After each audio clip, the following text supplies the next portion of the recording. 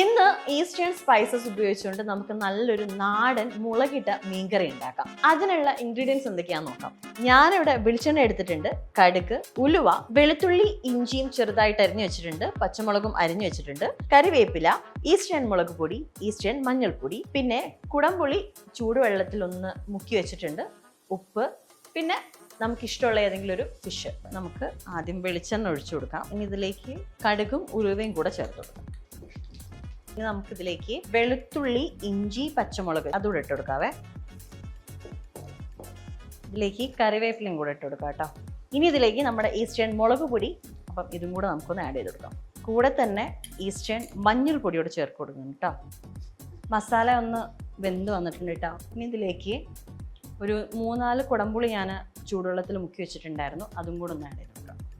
ഇത് നന്നായിട്ടൊന്ന് തിളപ്പിച്ചെടുക്കണം. കുറച്ച് ഉപ്പ്, ആവശ്യത്തിനുള്ള ഉപ്പും കൂടെ ഇട്ട് കൊടുത്തിട്ട് ഒന്ന് കുറുകി വരണം. ഇത് ഇതിലേക്ക് നല്ല തിളച്ച വെള്ളം കൂടെ ഒഴിച്ചു കൊടുക്കാം.